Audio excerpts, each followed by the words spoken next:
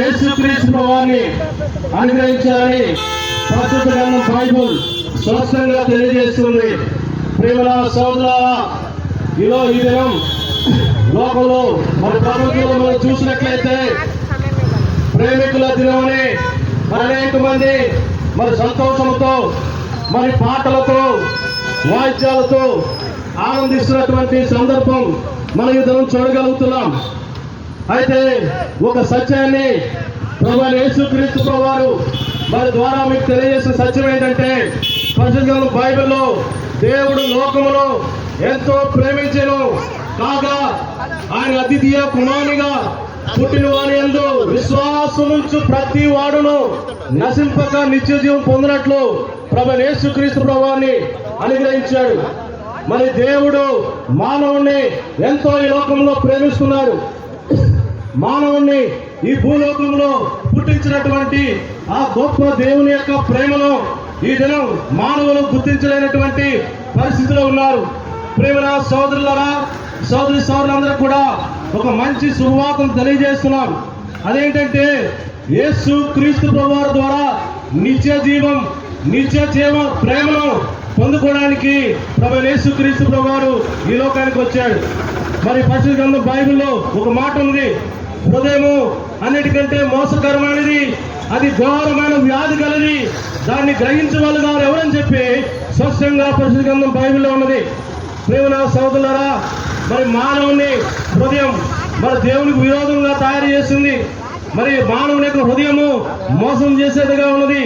ఈ లోకంలో ప్రేమ ఒక దినం ఉంటది, ఒక నెల ఉంటది, లేకపోతే కొన్ని నెలలు ఉంటది, ఒక సంవత్సరం ఉంటది. కానీ యేసు ప్రభువారి యొక్క ప్రేమ, దేవుని ప్రేమ, నీవు ఈ లోకంలోకి వచ్చినప్పుడు దినము నుంచి ఈ లోకంలో చివరి కన్ను శ్వాస తీసుకునే వరకు దేవుని యొక్క ప్రేమ మరి నీ పట్ల ఉంటుందని ఈ మధ్యాహ్న కాల సమయంలో మీకు తెలియజేస్తున్నాం. మరి పరిశుద్ధ గ్రంథం బైబిల్ ఈ విధంగా సెలవిస్తుంది, ఆజ్ఞాతికమే పాపం, పాపం వల్ల వచ్చే జీవితం మరణం. అయితే ప్రభువైన యేసుక్రీస్తునందు ఏంటంటే నిత్య జీవం అనుగ్రహించడానికి దేవుడు ఇష్టపడుతున్నాడు. ప్రేమన సోదరులరా, మరి ఈ లోకంలో మరి మనం అనుకుంటున్నాను ఏంటి, పాపుల కొరకు యేసు ప్రభు వచ్చారంట, పాపం నుంచి నేను విడిపిస్తాడంట, నిత్య జీవం ఇస్తాడంట అని మరి ఈ విధంగా మీరు అనేకమైన పాటలు వింటూ వచ్చారు. ప్రేమన సోదరులరా, ఆజ్ఞాతిక్రమమైన పాపం. మరి మానవుడు ఏం చేస్తున్నాడంటే దేవుని యొక్క ఆజ్ఞను అతిక్రమించి దేవునికి పాపిగా మరి కనపడుతూ వచ్చినాడు. దేవుని మాట వినకుండా మానవుడు జీవిస్తున్నటువంటి సందర్భంలో మరి పాపం ప్రవేశించింది. ఆ యొక్క పాపం పోవాలంటే ఏ మనుషుల ద్వారా కానీ ఈ లోకంలో ఎవరి వల్ల కానీ ఏ నామం వల్ల కానీ పోదని స్పష్టంగా పరిశుద్ధ గ్రంథం బైబిల్ సెలవిస్తుంది. పరిశుద్ధ గ్రంథం బైబిల్లో మాట ఉంది, యేసు రక్తము మన యొక్క ప్రతి ఒక్క పాపం నుంచి మనల్ని విడుదల చేసి పవిత్రంగా చేస్తుందని స్పష్టంగా పరిశుద్ధ గ్రంథం బైబిల్ సెలవిస్తుంది.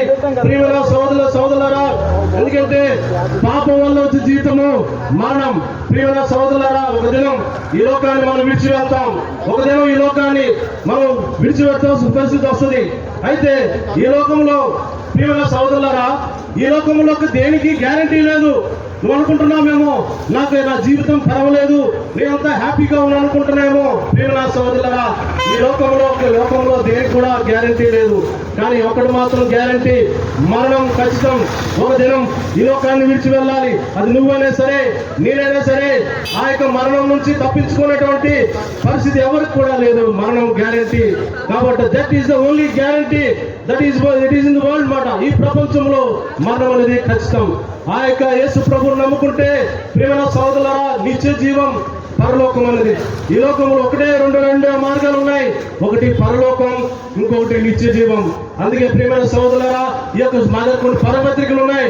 ఆ పరపత్రులు ఏముంటుందంటే, యేసు క్రీస్తునందు విశ్వాసం ఉంచుము, అప్పుడు నీవును ఇంటి వారును రక్షణ పొందురని పరిశుద్ధ గ్రంథం బైబిల్ సెలవిస్తుంది. ఆ యొక్క శుభవార్తను తెలియజేశాం. యేసు ప్రభు చెప్పారు, యోహాను సువార్త 14:6 నేనే మార్గమును సత్యమును జీవనై ఉన్నాను, నా ద్వారా తండ్రి యొద్దకు ఎవరు కూడా, నా ద్వారా తప్ప తండ్రి యొద్దకు ఎవరు కూడా రారని పరిశుద్ధ గ్రంథం బైబిల్ సెలవిస్తుంది. అందుకే ప్రేమ సోదరులారా, ఈ మధ్యాహ్న కాల సమయంలో యేసు ప్రభువారు నిన్ను ప్రేమిస్తున్నారు. నువ్వు ఏ ప్రాంతానికి చెందినవాడైనా, ఏ జాతికి ఎక్కడి నుంచి వచ్చినటువంటి అయినా, ఏ రాష్ట్రానికి చెందినవాడైనటువంటి ఏ భేదం లేదు. అందరూ కూడా దేవుడు ప్రేమించేవాడుగా ఉన్నాడు. ఏ భేదం లేదు. పరిశుద్ధ గ్రంథం బైబిల్ చేస్తుంది, అందరూ పాపం చేసి దేవుడు అనుగ్రహించే మహిమను